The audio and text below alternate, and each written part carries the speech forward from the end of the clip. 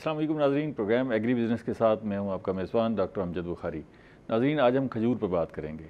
खजूर ऐसा फल है जिसमें ग़ज़ाइयत जो है बाकी सारे फलों से ज़्यादा है और इसमें एक ख़ासियत भी है कि जैसे आप खजूर खाते हैं तो इसमें जो ग़ज़ाइयत है, जो मीठा है, वो फ़ौरी तौर पर तवानाई बनता है और आपके खून में शामिल हो जाता है। इसलिए अमूमन हम देखते हैं कि हम अफ्तारी के वक्त जो है ख़ास तौर पे खजूर इस्तेमाल करते हैं। उसकी वजह भी यही है कि हमें फ़ौरी वो जो एनर्जी सारा दिन में हमारी जो है ज़रूरत होती है वो पूरी हो जाती है और हम खजूर खाते हैं, 2-3 खजूरें खाते हैं तो हम तवाना हो जाते हैं। और वैसे भी जो है हम जितनी खजूर माह रमज़ान में खाते हैं शायद इतनी पूरे साल नहीं खाते।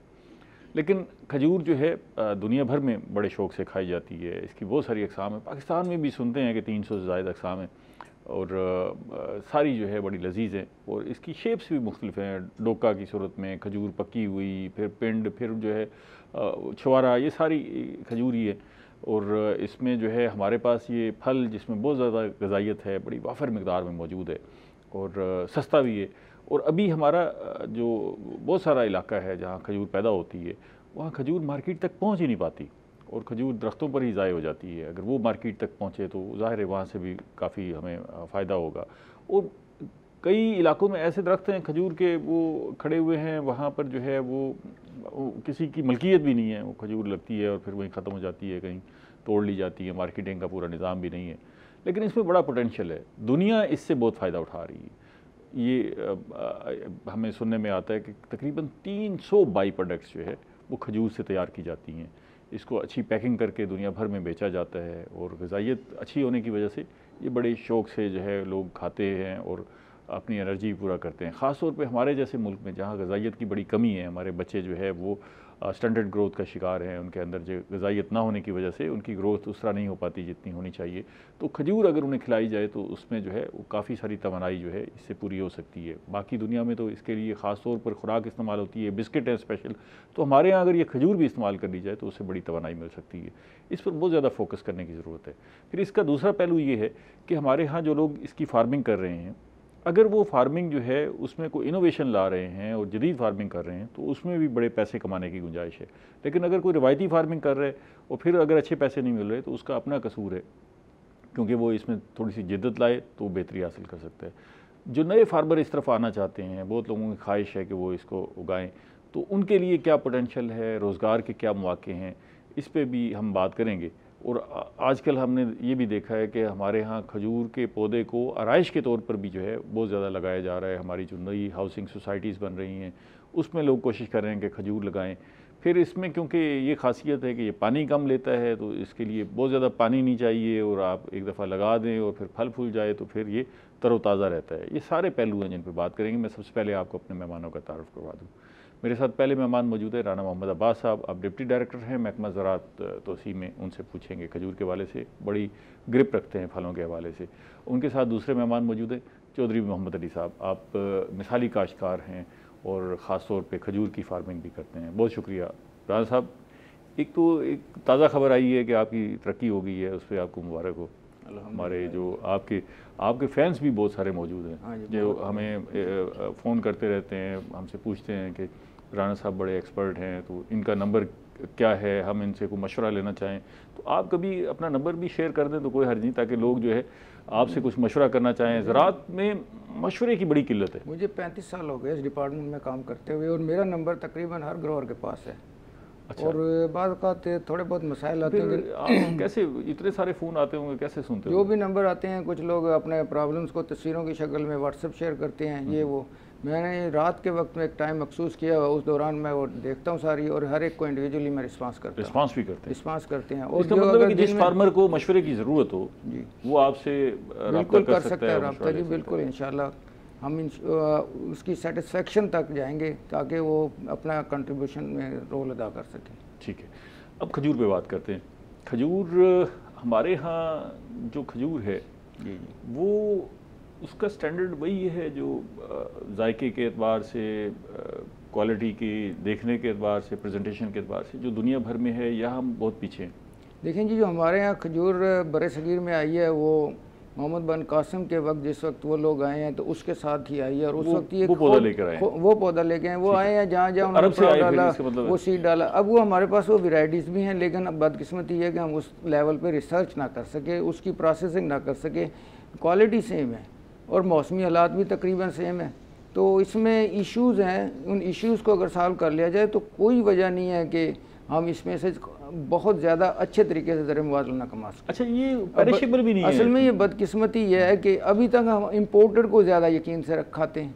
उसकी वजह यह है कि वो लो क्वालिटी को भी जो है ना वो इस प्रोसेसिंग इस अंदाज से करते हैं कि वो हमें पसंद आ जाती है। एक तो राणा साहब इसका पहलू ये है ना कि अगर सऊदी अरब से जिस किस्म की भी खजूर आए हमारे लिए तो वो बड़ी, वो हमारा एक इबादत का दर्जा भी रखती है, तो हम उसको खाते इसी रगबत से हैं। एक तो ये पहलू हो गया, लेकिन बाकी भी जो खजूर जो एक्सपोर्ट होके आ रही है वहाँ पर इंपोर्ट होके आ रही है और फिर हम उसे ला रहे हैं, तो उसको भी हम यही समझते हैं कि बाहर से आई है तो इसलिए बड़ी कीमती होगी। देखिए, ये एक जो इस वक्त शदीद ज़रूरत है वो ये है कि हमारा मुजफ्फरगढ़ डिस्ट्रिक्ट है, वहाँ पर ज़्यादातर गैर-आबाद रकबे भी हैं और वहाँ पर आपको बेतहाशा खजूर के पौधे खुदरो भी मिल जाते हैं। अब कुछ लोगों को शऊर आया तो उन्होंने लगाने भी शुरू किए हैं और वो वैरायटी सिलेक्शन के बाद लगाते हैं। हमारे मुजफ्फरगढ़ में काफ़ी पोटेंशियल है, काफ़ी पोटेंशियल, लेकिन हमारे मुल्तान में कहीं भी आप लगा लें, घर में लगा लें, वहाँ भी पोटेंशियल है। अब इसमें थोड़ा सा जो इशू है वो ये है कि आपको ये पता होना चाहिए कि मैं जो पौधा लगा रहा हूँ उस पौधे को पॉलिनेशन की भी ज़रूरत पड़ती है। जिस वक्त उसने बोर निकालना है तो टेक्निकल बातें हैं ना जी, ये राणा साहब पूछते हैं आपसे। वैसे ये पौधा जो खजूर का है अगर आपने लगाया है तो कितने साल फल देता है बाद? देखिए, अगर आप उसकी लुक आफ्टर प्रॉपर मैनेजमेंट कर लेते हैं 5वें साल में भरपूर फल शुरू हो जाता है। 5वें साल हमारे यहाँ बदकिस्मत 5वें साल के बाद आपको पता लगेगा आपने पौधा लगाया था वो ठीक है या नहीं है। 5 साल ये देखें, ये बड़ा क्रिटिकल क्वेश्चन है और आपने बहुत अच्छा पॉइंट किया कि हमें अच्छी नस्ल का इंतखाब करना चाहिए। अब वैसे लोगों को शऊर आ रहा है, हमारे यहाँ ख़ास तौर पे डक्की को बड़ा पसंद किया जा रहा है। डेरा इस्माइल खां के रेफरेंस से ये वैरायटी है और इसका ये आम तौर पे छुआरा बनाने में इस्तेमाल होती है। और इसका जो छुआरा है वो यकीन जाने कि हमारी जो खेतों में पड़ी ज़ाय हो रही है प्रोसेसिंग और या शऊर ना होने की वजह से इसका छुआरे की वैल्यू 26,000 रुपये मन तक बाहर एक्सपोर्ट मार्केट में है। अच्छा, तो ये कितना बड़ा पोटेंशियल है कि एक पौधे से आप अगर चाहें तो लाख रुपए भी कमा सकते हैं और शायद कोई हमारा दूसरा फ्रूट जिसमें मैंगो है, सिट्रस है, इतना फल नहीं दे सकता। इस पे बात करते हैं, मैं चौधरी साहब को भी शामिल करूँ। चौधरी साहब, आप खजूर की फार्मिंग करते हैं, आपका इलाका कौन सा है जहाँ फार्मिंग करते हैं? मेरा इलाका मुजफ्फरगढ़ है बेसिकली। अच्छा, वही इलाका हो गया ना जिसकी हाँ जी, सब बात कर रहे हैं, बता रहे हैं मुजफ्फरगढ़। तो मुजफ्फरगढ़ में बड़ा खजूर का काफ़ी रुझान है, कुछ लोगों ने लगाई हुई है, कुछ वहाँ खुद रो भी हुई है। किसी ज़माने हमने सुना था कि यहाँ कोई प्लांट खजूर की प्रोसेसिंग का लगने का प्लान था और फिर वो फैसलाबाद शिफ्ट हो गया। कुछ प्लांट सुना है, कोई आधा आया भी था, ऐसा कुछ हुआ था? कोई प्रोजेक्ट में था लेकिन फिर यहाँ कोई आया नहीं सका, काम नहीं हो सका। हालांकि यहाँ होना चाहिए था। यहाँ अगर सबसे बड़ी प्लांट यहाँ लगता है, यहाँ बहुत खजूर होती है और सारी ज़ाय हो जाती है। सबसे तो इसका इशू यही है जो प्रोसेसिंग राणा साहब ने बताया कि अगर प्रोसेसिंग में गवर्नमेंट कहीं हमारी हेल्प कर दे तो सबसे बड़ा इशू सिर्फ प्रोसेसिंग आ जाए तो यहाँ के लोग खजूर के अलावा और कोई चीज़ काश्त ना करें। अच्छा, आप कितने अरसे से खजूर काश्त कर रहे हैं? मुझे हो गए हैं तकरीबन 8 साल। 8 साल। अब तो आप इसका फ्रूट ले रहे होंगे ना? हाँ जी, काश्त किया आपने, तो मुनाफा बख्श है या? बहुत मुनाफा बख्श है अपना बुखारी साहब के। इसमें सबसे बड़ा इशू वही प्रोसेसिंग का है, वरना हमारे यहाँ तो ये है कि मैं ज़्यादा इसके जो शक्कर्स हैं, क्योंकि इसका सबसे बड़ा इशू ये है कि इसका जो पौधा है सेम पौधा उसी से ही मिलेगा, जो प्लांट है हमारा, ठीक है, उसे ट्रिब्यूट टू वैरायटी वहीं से मिलेगी। मतलब आप इसको ऐसे समझ लें कि खजूर के जो बच्चे हैं, हाँ जी, वो मिलेंगे उसके साथ ही, उसी के साथ, और वही जो है आप काश्त करेंगे, हाँ, फिर वो दरख्त बनेगा। अगर आप गुठली से काश्त करेंगे तो उसका कोई पता नहीं कि कौन सी वैरायटी बनेगी, कौन सी वैरायटी। देखें, हर पौधे का अपनी इंडिपेंडेंट वैरायटी, नई वैरायटी होती है, उसमें फिर आप गुठली से काश्त किए होगा, ये नहीं पता कि सबसे बड़ा अलमिया जो कि ये नारा ये मादा है। हाँ, तो अब हमें ट्रू टाइप प्लांट जो है ना वो उस वैरायटी का पहले हमें पता हो, उसके बाद करैक्टर को हम समझते हो, फिर उससे बच्चे पैदा करके फिर आगे शिफ्ट किए जाए। तो यही तो मैं कह रहा हूँ कि ये बड़ी साइंस है और हम बाकी साइंसेस को तो बड़ी अहमियत देते हैं। ये साइंस जो है हम काश्तकार पे छोड़ देते हैं कि भाई वो आज खुद फैसला करे और वो टकरे मार मुर के नुकसान करके फिर कहीं जाके। आपको जो सब आप खुद भी एग्रीकल्चर ग्रेजुएट हैं, आप तो इस सारी सूरत हाल को समझते होंगे, लेकिन आपके इर्द गिर्द के जो काश्तकार हैं उनको ये सारी साइंस समझ आती है? अगर खजूर की फार्मिंग की बात करें, ये मुश्किल होती है? मुश्किल नहीं है बुखारी साहब। इसमें जो सबसे बड़ा इशू जो मैंने बताया ना कि लोग थोड़ा सा जैसे ये खुदरो हमारे पास जो जितनी भी वैरायटीज़ थी, लोग इनकी तरफ रुझान जो है ना कम होता जा रहा है। उसकी दो रीज़न्स हैं। एक तो जो हमारे पास पहले वैरायटी, जैसे राना साहब ने कहा कि वो खड़ी हैं, कोई उतार ही नहीं रहा फ्रूट को, वो इतनी उनकी हाइट हो गई है तो उतारने का एक इशू है उनका। तो अब लेटेस्ट जो केमिस्ट्री आ रही है ना हमारे पास, या जो वैरायटीज़ हैं, लोग उनकी तरफ अब राग़िब हो रहे हैं। कम हाइट की है? हाँ, कम हाइट वाली, जैसे ढक्की है इसकी कम हाइट है। ठीक है। तो और इसकी खजूर का साइज जो है, वो इतनी बड़ी बड़ी खजूरों के दरख्त हैं कि वो देख के खौफ आता है उस पर चढ़ना। वो तो बड़ा पुरानी वैरायटी। अच्छा, पुराने दौर में लोग जो है बड़े हेल्दी होते थे और वो चढ़ भी जाते थे। अब तो किसी को कहें वो शायद उतारने का कहें तो उसके लिए बंदा नहीं मिलता। खजूर तो बड़ी दूर की बात है। जब सारे लोग होंगे हम सेंसिटिव, तो अब वो वाले लोग नहीं रहे, और जो बाकी जो इस साइड पे जब जाते हैं तो वो मुमकिन ही नहीं है। तो इसलिए लोगों ने इसकी तरफ, अब जो ट्रेंड आ रहा है ना, मतलब मैंने देखा कि हमारे पास ढक्की की वैरायटी जो है ना, लोग कह रहे हैं हमें ढक्की के पौधे दें। उसकी हाइट इतनी ज़्यादा नहीं होती, ठीक है, और उसका जो फ्रूट है वो बाकियों से बड़ा है। बाकी तो छोटी मतलब है, जैसे जैदी हो गई है, खुदरावी हो गई है, बहुत सारी वैरायटीज़ हैं। इसे ढक्की को सबसे ज़्यादा दो वैरायटीज़ इस वक्त जो है ना हमारे यहाँ, एक ढक्की, उसका इनकी जो वैरायटीज़ हैं और इसकी काश का जो पैटर्न है, इस पे ये टेक्निकल बातें हैं, इस पर हम गुफ्तगू करते हैं। लेकिन पहले मुझे ज़रा थोड़ा सा रुझान बता दें कि मुजफ्फरगढ़ में, क्योंकि इसका काफ़ी पोटेंशियल भी है और पानी का इशू है, फिर ज़मीन हमवार नहीं है, तो ये सूट करती है खजूर अगर काश्त करें। तो फार्मर्स के अंदर क्या रुझान है, इस तरफ आ रहे हैं? अब लोग आ रहे हैं, जो वैरायटीज़ देख रहे हैं ना एक दूसरे को। जो हमारे यहाँ मतलब कुछ फजल फार्म है, उन्होंने काश्त किया हुआ है। जो लोग जो हैं, जो लेटेस्ट वैरायटीज़ हैं ना, उनकी तरफ अब लोगों का रुझान जो है ना, अब मेरे पास जितनी भी डिमांड्स आ रही हैं ना, वो कह रहे हैं हमें ढक्की के पौधे दें। ढक्की के पौधे? हाँ, दूसरी वैरायटी। इतनी मिकदार में पौधे हैं आपके पास? कोई इशू नहीं है, कोई पौधे तो मैं जितना चाहिए मैं समझ रहा हूँ। हम तो हमारे सबसे ज़्यादा फ़ायदा इन्हीं से लिए है। अच्छा, कि एक पौधा जो है आपको 20 से 25 जो है ना वो पौधे दे देता है। तो वैसे एक पौधा कितने का बेच रहे हैं? एक पौधा 2000 रुपये का ढक्की, कम से कम 2000 रुपये का। तो वो हेल्दी होता है। उसकी उम्र कितनी होती है जिसको? उम्र मैं समझता हूँ कि 3 साल उसकी जड़ें बनी हुई हों। 3 साल का जो हमारा पौधा है वो एक्सीलेंट, मतलब जो है ना 2 साल के बाद। राना साहब कह रहे हैं कि अगर आप देखभाल करें तो एक पौधे से 1 लाख रुपया आप महीने का, सीजन का कमा सकते हैं। ऐसा है? ऐसा मुमकिन है? ऐसा नहीं, मतलब हर चीज़ मुमकिन है इसमें। सिर्फ आप ये देखें, एक जो हम वो उसका गुच्छा लेते हैं ना, तो 1 मन को तो 1 गुच्छा उसका बन जाता है।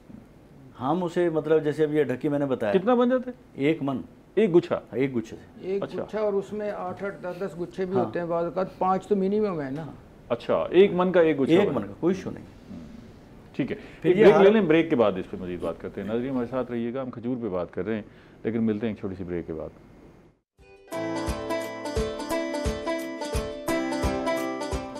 वेलकम बैक नाज़रीन, हम खजूर पे बात कर रहे हैं और वक्फे के दौरान हमें डॉक्टर पलवे शाह, जो ज़राई यूनिवर्सिटी मुल्तान से मुंसलिक हैं और खजूर की माहिर हैं, उन्होंने ज्वाइन की है। उनसे भी जानेंगे कि खजूर की सूरत हाल क्या है और उनके पास जो है उनकी तहकीक में क्या कुछ नया हो रहा है। अच्छा राना साहब, अभी हम जिक्र कर रहे थे मुजफ्फरगढ़ का, तो मुजफ्फरगढ़ में बहुत सारी खजूर जो है वो खुदरो भी हो गई और कुछ लोगों ने काश्त भी की।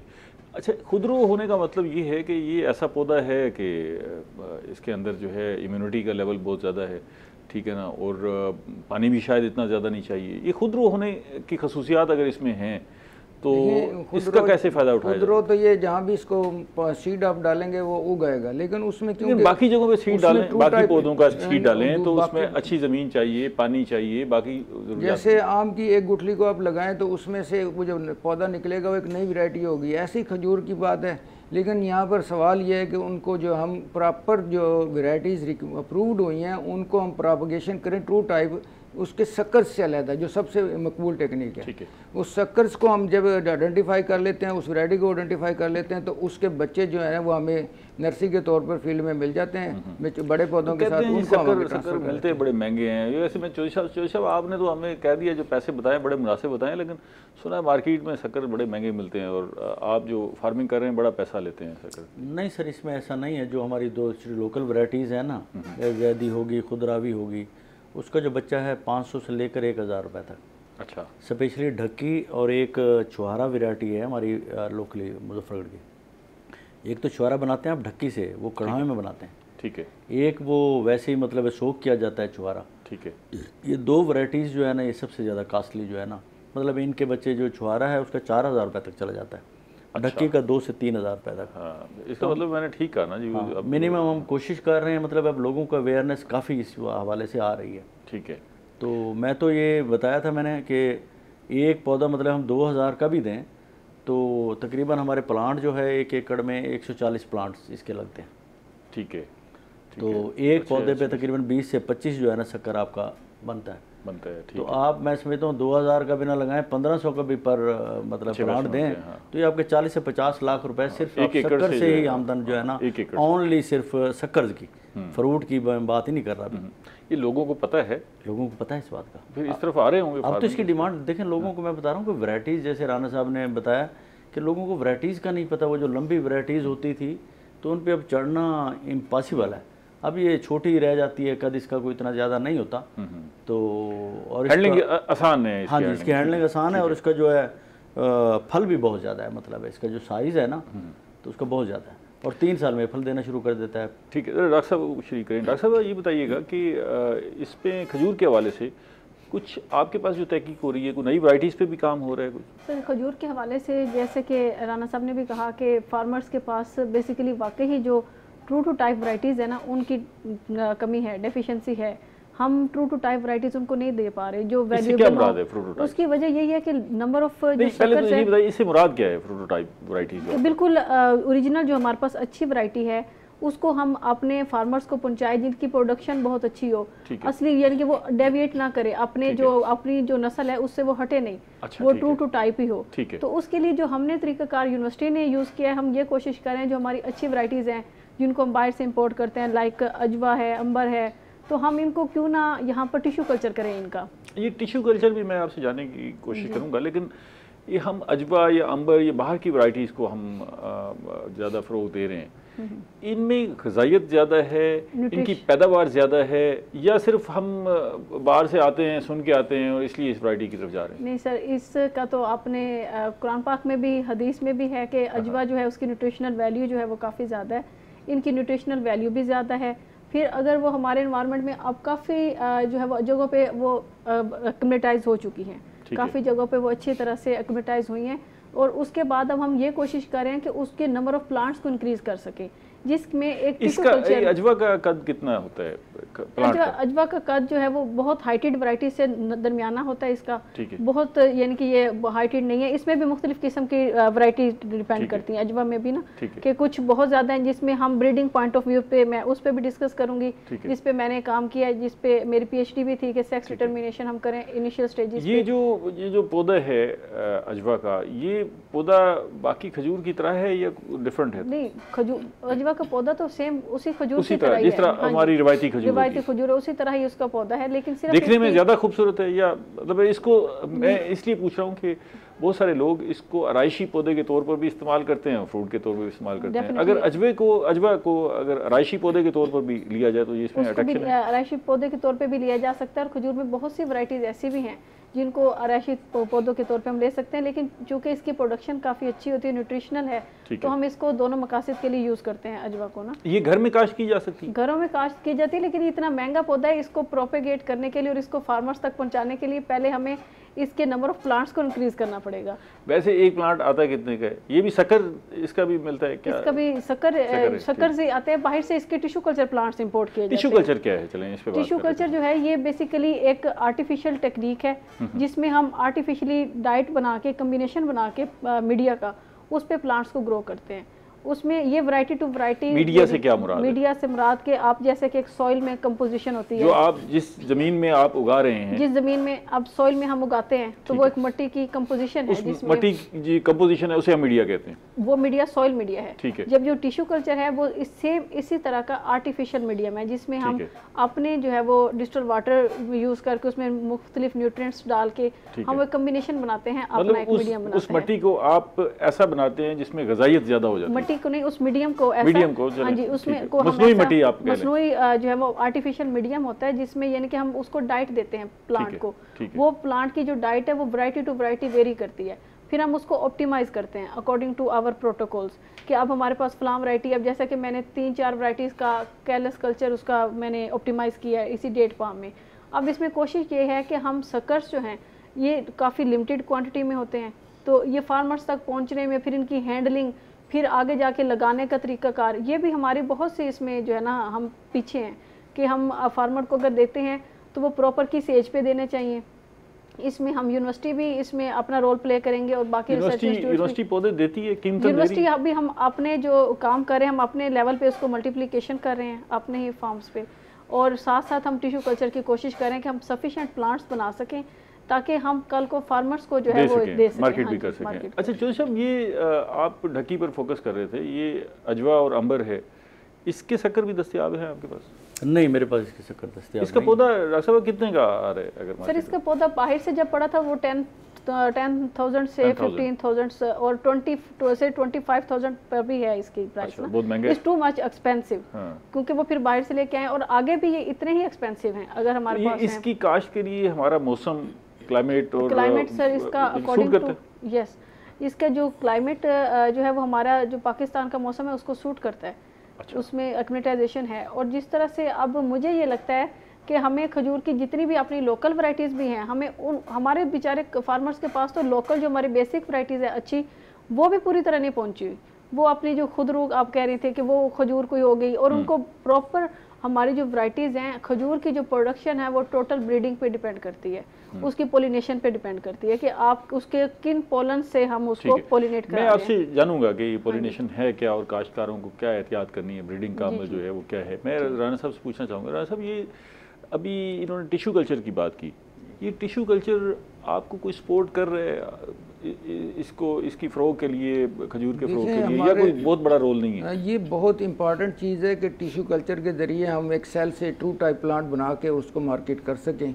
और टेक्निक नो डाउट के शुरू में आपको लगता है कि एक नई टेक्नोलॉजी है, बहुत मुश्किल होगी, ये होगी, और इंतहाई ईजी टेक्निक है। बात सिर्फ इंटरेस्ट लेवल की है कि हम कितना उसमें अपना टाइम डिवोट करते हैं। अब देखिए ना, एक तो ये है कि हम इस टेक्निक को बेचें या बेचें नहीं तो बेचने के साथ साथ हम अगर वैरायटी की सिलेक्शन करके और इस तरीके से हम ट्रू टाइप प्लांट बनाएं तो ये कोई बहुत अच्छा जीन पूल हमारे पास आ जाएगा और उसके हम हर चीज़ को प्रोडक्ट में कन्वर्ट कर सकते हैं। तो इस पे महकमा ज़राअत कोई काम कर रहे हैं टिश्यू कल्चर के हवाले से? हमारे पास खजूर के हवाले से कोई तहकीक का इदारा कोई स्पेसिफिक है? तहकीक का इदारा हमारा फैसलाबाद है, वो मार्केटिंग साइड पर थोड़ी बहुत तवज्जो दे रहे हैं प्रोसेसिंग के बारे में, लेकिन यूनिवर्सिटीज़ में ये जो जैसे कह रहे हैं कि टिश्यू कल्चर के ज़रिए हम उसकी जेनेटिक्स को जो है प्योरीफाई कर रहे हैं, वो अभी ये नया सब्जेक्ट है।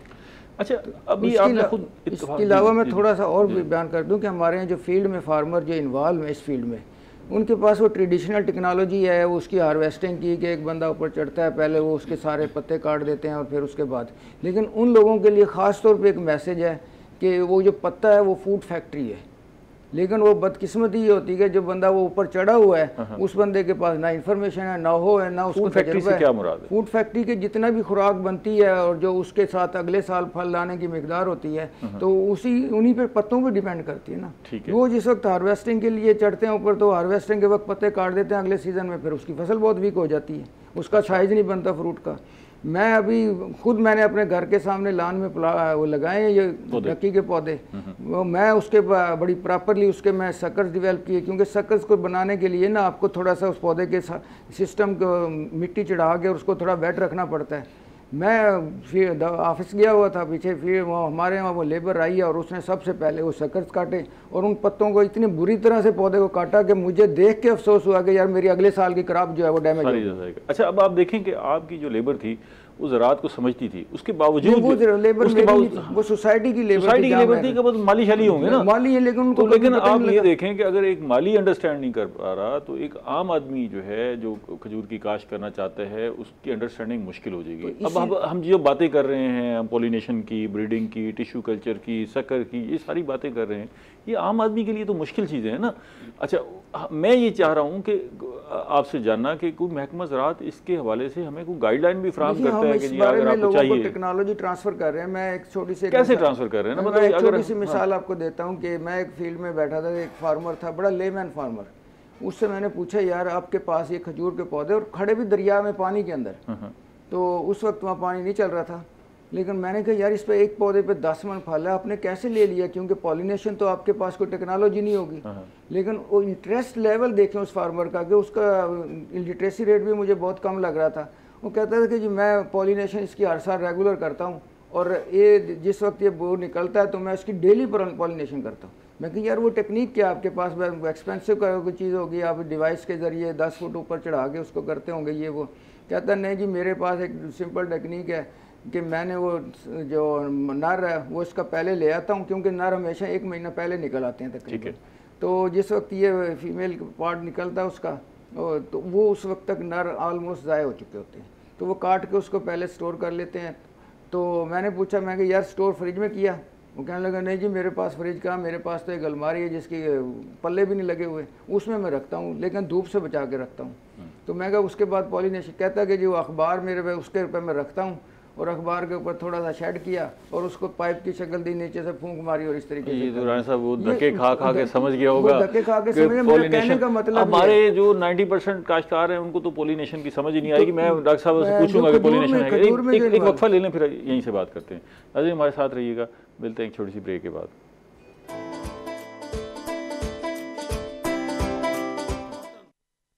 वेलकम बैक नाजरीन, हम खजूर पे बात कर रहे हैं। तो सब ये अभी राणा साहब आपको बता रहे थे कि जी पॉलिनेशन का अमल है, अगर वो अच्छा होगा तो ज़ाहिर है उससे पैदावार अच्छी होगी। तो आप तो चलो उधर ही ग्रेजुएट्स हैं, आपके इर्द गिर्द के जो फार्मर हैं वो इस साइंस को समझते हैं और इसको सही तरह अमल दरामद कर सकते हैं। और दूसरा इसका पहलू ये है कि महकमा ज़राअत भी इस हवाले से गाइडलाइन आपको फराहम करता है, या आप खुद जो है कोशिश करके सीखते हैं तजर्बे से? घर से फार्मर जो है अभी तक बहुत सारा इलिटरेट है, उसे नहीं पता। ठीक है, वो जैसे तुक्के सिस्टम है ना, ठीक है, उसके हिसाब से वो काम कर रहा है। इसीलिए तो हमें बड़ी डाइवर्सिटी नजर आती है। कोई बहुत अच्छी फसल ले रहा होता है, जो वैरायटीज है ना, अब जैसे मैंने बताया है कि बहुत सारी हमारे पास वैरायटीज अवेलेबल है। हर वैरायटी की पॉलिनेशन का तरीकाकार मुख्तलिफ है। ढक्की जो है, ढक्की के हर गोशे को पॉलिनेशन की ज़रूरत है। अच्छा। बाकी जो दूसरी वैरायटीज़ हैं, जो लोकल वैरायटीज, उसमें सिर्फ एक गोशा रख दिया जाए मेल का तो पॉलिनेशन उसकी हो जाती है। इसमें ढक्की के हर गोशे में पॉलिनेशन की ज़रूरत है। और जहाँ तक महकमे, अब यही बात ही समझना ज़ाहिर है, अगर वो 2-3 सीजन निकाल के फिर उसको समझ आती है। हाँ जी, ऐसे पहले वो पूछता फिरेगा कि जी मेरा नुकसान कैसे हो गया। हो यही रहा है, जैसे लोकल वैरायटीज उसमें एक उसने गोशा नर का रख दिया है, वो हवा के जरिए मतलब वो फैल ही जाता है, तो उसकी पॉलिनेशन ठीक हो जाती है। चलें हम, क्योंकि इस प्रोग्राम में हम रहनुमाई भी दे रहे हैं ना लोगों को, उनको अंडरस्टैंडिंग हो रही है। डॉक्टर साहब से पूछते हैं, डॉक्टर साहब ज़रा आम आदमी के, काश्तकार के समझने के लिए हमें पॉलिनेशन भी बता दें, ब्रीडिंग के अमल को बता दें और पॉलिनेशन बता दें।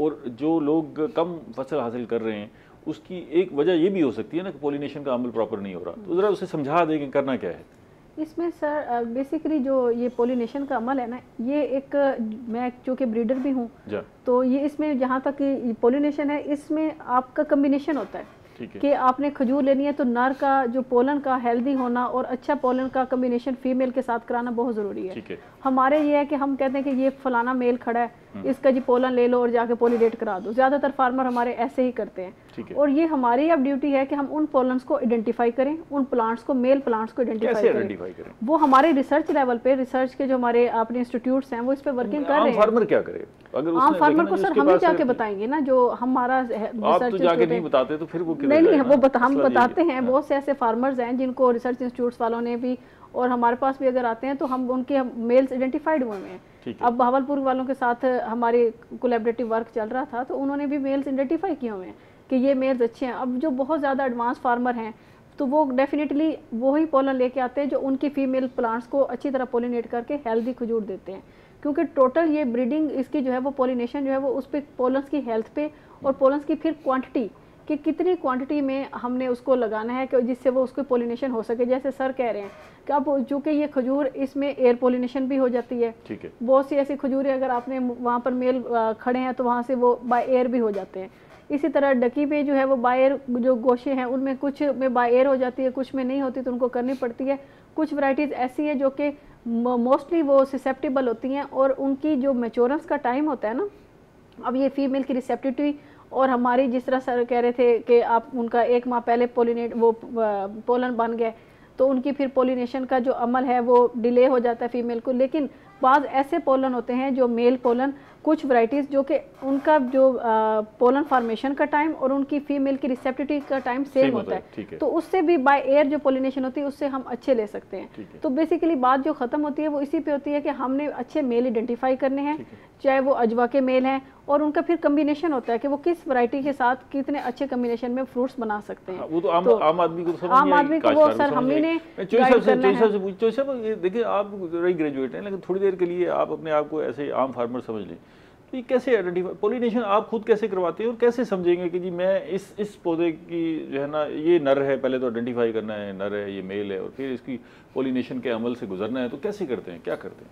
सर इसमें यह है कि हम अपने ज़ाती तजर्बे की बेस पे जो है ना, इस वक्त नर जो है, नर का हमें पता होता है, ठीक है ना, नर के जो है फल नहीं बनता, ठीक है, तो नर जो है वो गोशा जैसे निकालेगा, मतलब है उसका पाउडर बनता है उसका, ठीक है, सारा का सारा वो हम पहले प्रिजर्व कर लेते हैं। ये बात ठीक है कि हम अगर टाइम पे 1 महीना पहले हम उसे कोशिश करते हैं कि प्रिजर्व कर लेते हैं, लेकिन जहाँ तक टेक्निकली बुनियादें कहें, जैसे अब हॉस्पिटल्स में ऑपरेशन होता है तो डॉक्टर जो है उतनी ही डोज देता है मरीज़ को, ये हम अपने तजर्बे की बेस पे, गवर्नमेंट की तरफ से कोई ऐसा नहीं है कि इतनी डोज इसकी दी जाए। ये आप जैसे अभी राणा साहब कह रहे थे कि जी वो पाइप के जरिए फूका मार के वो ये सर अपने ही तरीके कार नहीं, हम आप क्या करते हैं? मैं अभी राणा साहब पूछता हूँ आपसे। मैं सर 2 तरीके इख्तियार कर रहा हूँ, ठीक है ना।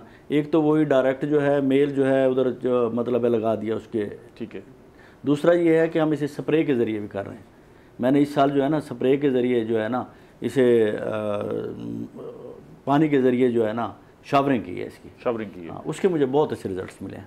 अच्छा राणा साहब, इस पे रिकमेंडेड क्या है पॉलिनेशन? इसमें जो ट्रेडिशनली हमारे यहाँ कर रहे हैं ना पॉलिनेशन, इसमें वो क्या करते हैं कि मेल पौधे उन्होंने प्रिजर्व किए होते हैं, मेल पार्ट उसका, उसमें से जिस वक्त पाउडर में कन्वर्ट होता है या खुली सिपी में से थोड़ी सी एक शाख ली और जाके एक गुच्छे में रख दी, ये हमारा ट्रेडिशनल चल रहा है। लेकिन हर वक्त उस पौधे के ऊपर चढ़ना इतनी हाइट पे और हर पौधे को डेली वहाँ विजिट करना, कुछ वैरायटी में 6 से 7 दिन मुतवातर करना पड़ता है, वो ज़रा मुश्किल काम है। उसके लिए अब डिवाइसेस बन गए हैं जो उसको पाइप के ज़रिए, उसमें एयर प्रेशर के ज़रिए वहाँ तक उसको मेल को यानी पोलन को आप रिकमेंड क्या करते हैं? क्या तो उसमें जो लोग ये ग्रो करने वाले हैं वो दोनों टेक्निक्स उनको चलेंगी, जिसमें हाइट कम है उसमें वो आसानी से वो कर सकते हैं, वो कर लें। बाकी उसका डिवाइस जो है ना, टेक्नोलॉजी जो है ना वो होनी चाहिए लोगों के पास, ताकि वो उसमें टेक्नोलॉजी का मतलब ये होता है कि उस टारगेट को अचीव करने के लिए फैसिलिटेशन होती है उसमें। वो अगर हमारे पास जो एयर प्रेशर के ज़रिए करने वाले हैं वो हमारे पास डिवाइस होने चाहिए। दूसरा, खजूर का जो इस वक्त सबसे बड़ा मसला चल रहा है वो ये है कि इसको प्रिजर्व कैसे करना और पौधे के ऊपर कैसे बचाना और नीचे हम इसको प्रिजर्व कैसे करने। यकीन जाने मैं इसके एस्टीमेट अगर देखा जाऊँ तो हम कई मशहूर तो ऐसे हैं कि दुनिया में 5वीं प्रोडक्शन हमारे पास है, लेकिन जब वो उसके पास देखते हैं तो बदकिस्मती ये है कि हम इंपोर्ट करके खा रहे हैं अभी तक। उसकी वजह सिर्फ ये है कि हमारे पास रिजर्वेशन प्रॉपर ना होने की वजह से। पहली बात तो कि हमने पौधे के ऊपर कैसे बारिशों में बचाना है। अब अगर मैं सेकंड लास्ट ईयर की बात करूं यानी पिछले साल, तो पिछले साल आपकी ऑलमोस्ट 100% खजूर जो है पौधों पर ज़ाया होगी बारिशों की वजह से।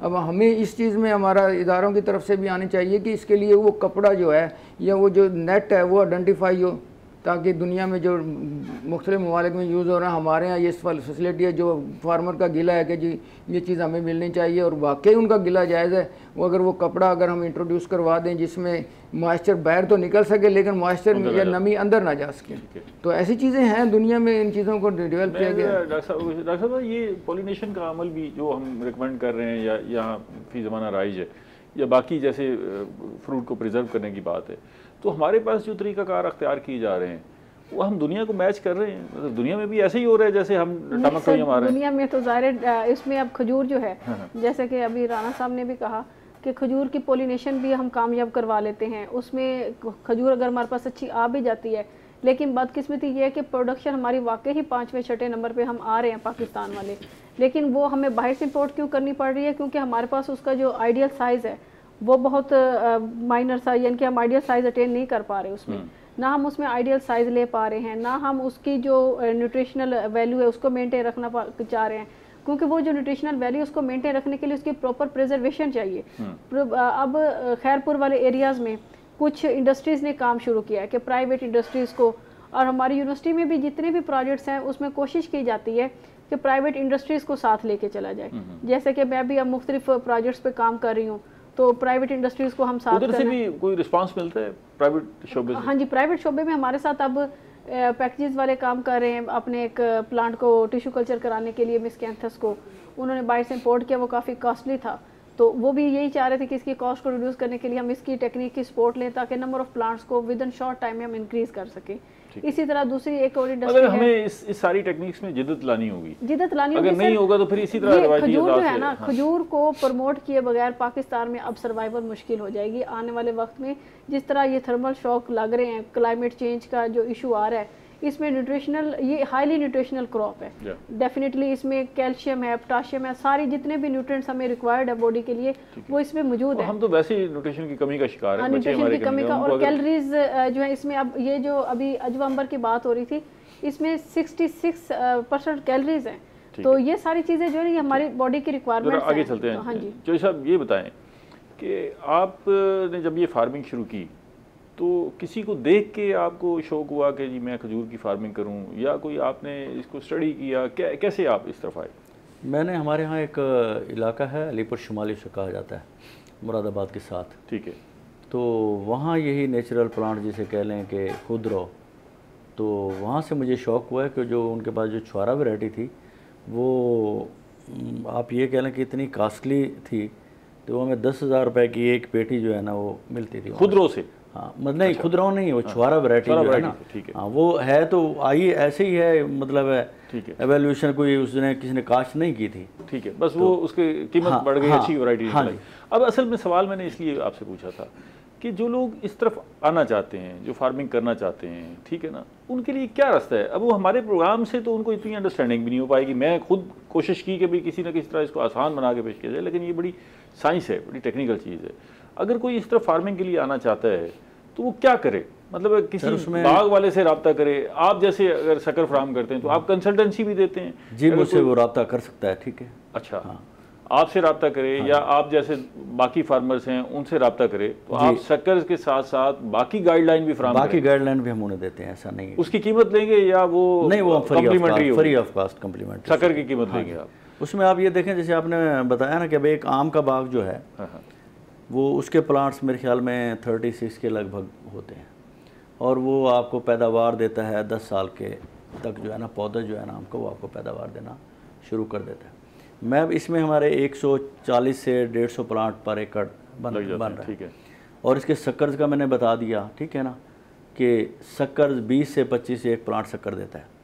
तो ये एक आपके विद इन 5 ईयर्स, ये मैं आपको 5 ईयर 40 से 50 लाख रुपए आप शक्कर का कमा लेते हैं। ये हर साल फिर मिलता रहेगा? ये मिलता रहता है ना, मतलब है आपको। हाँ, ठीक है।